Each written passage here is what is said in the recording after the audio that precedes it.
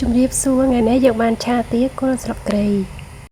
គ្រឿងផ្សំរបស់យើងមានតែសាច់ទាមានគល់ស្លឹកគ្រៃមានរំដេងរមៀតស្លឹកក្រូចម្ទេសខ្ទឹមសខ្ទឹមក្រហមនិងអំពិលទុំផងដែរ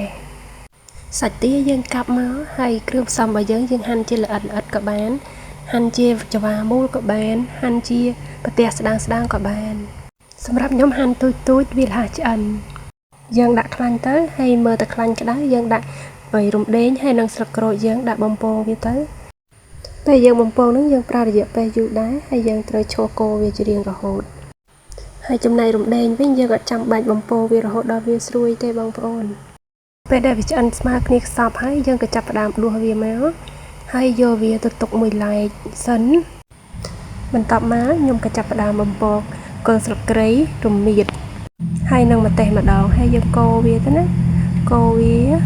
មិនចាំបាច់ឲ្យស្លឹកគ្រៃនោះស្រួយពេកក៏បានដែរមើលតែម្ទេសយើងល្មមតែមកក្លិនឈ្ងុយហើយ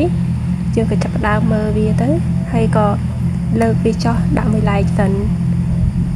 យើងដាក់ជាមួយគ្រឿងមុនក៏បានដែរណាហើយយើងបំពងខ្ទឹមសហើយនិងខ្ទឹមក្រហមម្ដងយើងបំពងវាឲ្យរាងក្រហមបន្តិចមកវាស្ទើរក្រហមបន្តិចអញ្ចឹងខ្ញុំដាក់វាឲ្យរាងយូរបន្តិចឥឡូវវាក្រហមហើយយើងក៏ចាប់ផ្ដើមលើកវាចុះមកយើងដាក់ចានដដែលហ្នឹងមកបងប្អូនហើយប្រេងហ្នឹងយើងមិនបាច់យកទៅណាទេទុកហ្នឹងហើយយើងចាក់សាច់ទាចូលហើយយើងក៏ចាប់ផ្ដើមឆាសាច់ទាហ្នឹងបន្តិចសិនណាឆាចុះឆាឡើងឆាចុះឆាឡើងសិនទៅដើម្បីឲ្យវាសព្វសាច់ជាមួយនឹងប្រេងសណ្ដែកបន្តិចហើយដាក់ប៊ីចេងមកបន្ទាប់មកដាក់អំបិលកន្លះស្លាបព្រាបន្តមកទៀតដាក់ស្ករសមួយស្លាបព្រាថែមមកដាក់គ្រឿងហើយយើងក៏ជោគវាឲ្យចូលជាតិណាឲ្យសព្វអំបិលប៊ីចេងស្ករយើងនឹងសិនមកហើយយើងដាក់ងាស់វាចោលសិនមក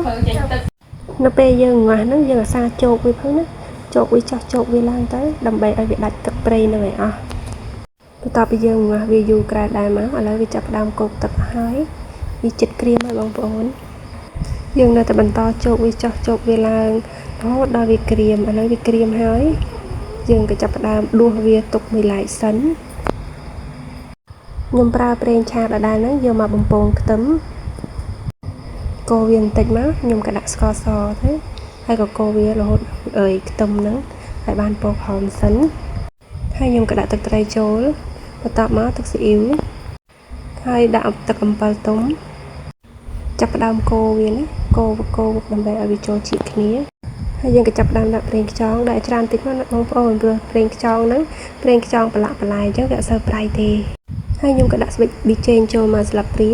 ហើយក៏ចាប់ផ្ដើមកូរវាហើយខ្ញុំភ្លក់ហើយស្ទើរបន្តិចខ្ញុំថែមស្ករបន្តិចវាសព្វហើយល្មមហើយខ្ញុំក៏ចាក់សាច់ចូលហើយយើងក៏ចាប់ផ្ដើមឆាវាឲ្យចូលជាតិជាមួយនឹងទឹកសោសរបស់យើងហ្នឹងឆាវាឲ្យចូលគ្នាមកវាចាប់ផ្ដើមចូលគ្នាហើយបងប្អូនកូរវាបន្តិចទៀត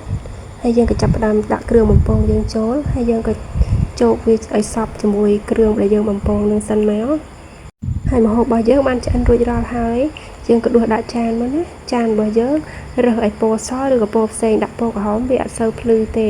ឃើញអត់បងប្អូនវារាងខ្មៅកុំភ្លេចណាពេលមកលេងបាត់ដំបងកុំភ្លេចខមងម្ហូបមួយមុខនេះសាក់ភ្លក់មើលរសជាតិបែបណាដែរ